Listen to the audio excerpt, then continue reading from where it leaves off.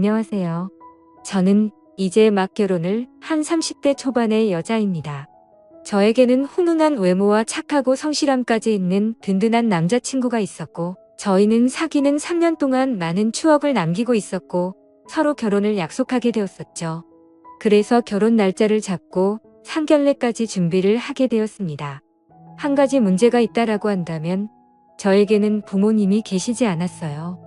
어렸을 적에 부모님 두 분께서 사고로 인해 일찍 돌아가셔서 형제도 없었던 저는 결혼을 더욱 빨리 하고 싶었고 화목한 가정을 만들고 싶었습니다. 그래서 사회생활을 하면서 조금씩 모은 돈과 남자친구가 모은 돈을 합쳐서 저희는 20평대의 아파트를 사게 되었죠. 물론 대출이 대부분일 정도로 빚을 많이 졌어야 했고 처음 가지게 된 집과 남편이 될 남자친구와 둘이 모순도순 살아갈 앞으로의 행복한 미래를 꿈꾸게 되었습니다.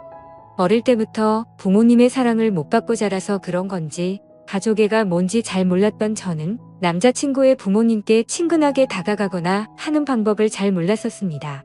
그래서 다른 평범한 여자들처럼 남자친구 부모님께 애교 있게 전화드리는 일도 당연히 없었던 거죠. 남자친구의 과거 여자친구들과 조금 달랐던 저이지만 남자친구는 제가 처했었던 환경을 잘 알고 있었던 사람이었습니다. 그래서 늘 자신의 부모님에 대해 좋으신 분들이라며 편하게 마음 가져도 된다며 되게 안심을 시켜주고는 하였습니다. 아무튼 그렇게 시간이 흘렀고 약속된 상견례 날이 다가왔습니다. 정말이지 남편이들 남자친구의 부모님 앞에서 혹여나 실수라도 할까봐 제 가슴이 계속 콩닥콩닥거렸습니다. 긴장을 많이 하게 되어서 심호흡도 길게 쉬어보고 청심환도 먹고 달달한 사탕도 씹어보며 남자친구의 부모님을 기다리게 되었었죠. 저의 긴장한 모습을 본 남자친구는 미소를 띠며 귀엽다고 말했고 빨리 결혼해서 부모님과 잘 지내는 모습도 보고 싶다며 좋아했습니다. 잠시 뒤 남자친구의 부모님이 저희가 있는 곳으로 오시게 되었고 저는 번쩍 일어나서 큰 소리로 인사드렸습니다. 안녕하세요. 영민이 여자친구 정희입니다. 너가 정희니? 역시 영민이한테 들은 얘기처럼 예쁘고 착해 보이는구나. 남자친구의 부모님은 저를 환하게 맞아주셨고 제가 어색하지 않게 농담도 해주시면서 분위기를 편하게 만들어 주셨습니다. 가다롭지 않아 보이는 어머님과 남자친구와 쏙 빼 닮은 외모에 잘생긴 아버님까지 보면서 기분이 좋아지더라고요.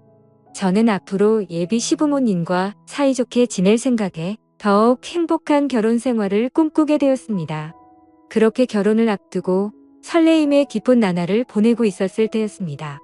어느 날 제가 회사를 마치고 집에 돌아왔는데 남자친구가 시무룩한 목소리로 전화를 걸었습니다. 자기야, 무슨 일 있어? 목소리가 왜 그래? 그러자 남자친구는 나 할 말이 있는데 잠깐 들릴게. 괜찮지? 라고 말하더라고요. 평소 활기찬 목소리였던 남자친구가 풀이 죽은 듯한 목소리라 걱정이 되었습니다. 그런 적은 처음이었고 그래서 좋은 일은 아닌 것만 같아 불안한 기분이 들었습니다.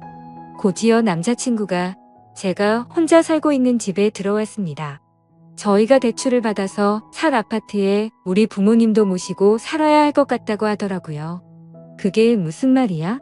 부모님은 살고 있는 집 있으시다고 하지 않았어? 사실은 아버지가 예전에 사업하시다가 빚이 생겼었는데 금액이 점점 커져버려서 집을 내놓으셔야 된다고 하셔.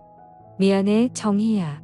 사실 남자친구 목소리를 듣고 이별을 고하는 건 아닐지 너무 걱정했었는데 그건 아니어서 뭐든지 다 괜찮다고 생각이 들더라고요.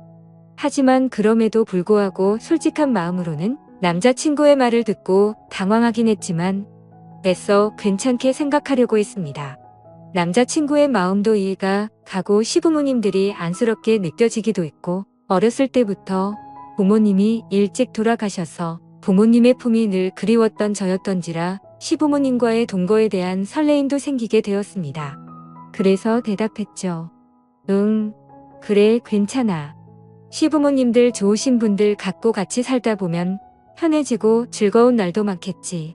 그러자 남자친구는 이해해줘서 정말 고맙다면서 최대한 빨리 독립을 할 수 있게 자신이 노력하겠다며 평생 행복하게 해준다고 말하더군요. 그렇게 이후 계절이 바뀌었고 저와 남자친구는 예정대로 결혼식을 올리게 되었습니다. 신혼여행을 다녀오고 시부모님과 함께 살 아파트도 들어가게 되었습니다. 제가 이사를 온 아파트는 방이 3개였지만 큰 평수가 아니라서 그런지 화장실은 하나인 집이었었죠. 그래서 조금 불편할 거라고 생각했지만 서로 순서를 지켜가며 볼일을 보니 금세 적응이 되어가더라고요. 저는 남편보다 2시간 정도 퇴근이 빨랐었고 제조업 공장에 다니시는 시어머니는 남편과 비슷하게 퇴근을 하시고는 했습니다. 그런데 사업을 하시던 아버님은 그때 당시 사업이 망해서 그랬던 건지 건강이 많이 안 좋아져서 집에만 계신 지 오래된 상태이셨고 어머님만 일을 하고 다니셨던 사실을 제가 알게 되었습니다. 그래서 제가 퇴근을 하고 집에 들어오면 아버님이 거의 집안에 계셨습니다. 그러던 중 하루는 제가 퇴근하고 집에 왔는데 화장실이 너무 급해서 집에 오자마자 화장실로 들어갔었죠. 시원하게 볼일을 보고 밖에 나왔는데 그때 아버님이 방에서 거실로 나오시더라고요. 그래서 뒤늦게 인사를 드렸습니다.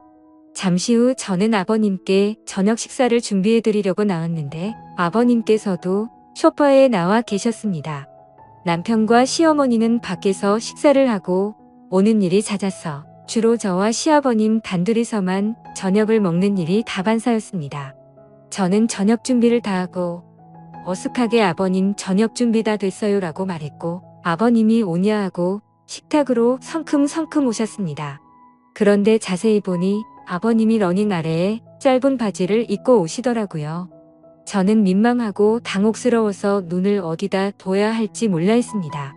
그런데 그 순간에도 저는 아버님의 상체를 보았는데 운동을 자주 하셔서 그런지 몸도 다무지고 좋으시더라고요.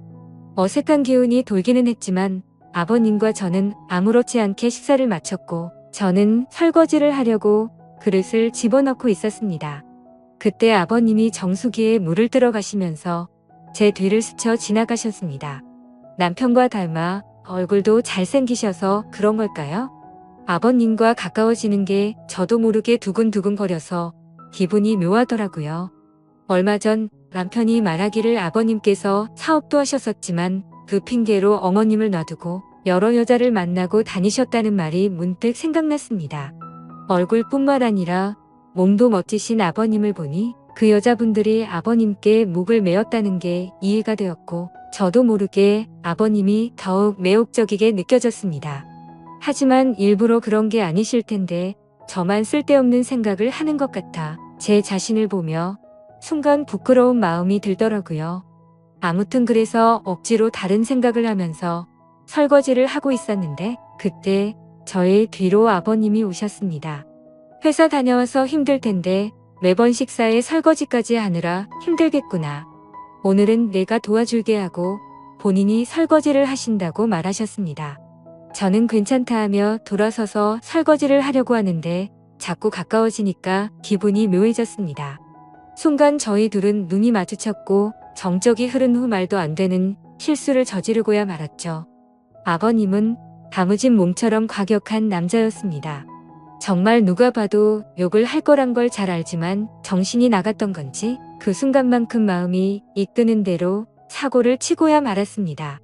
폭풍 같은 시간이 지나가고 서로가 민망해져서 평소 때처럼 각자의 방으로 들어가 버렸습니다. 다음날 아버님이 제 눈을 잘 마주치지 않으시더라고요.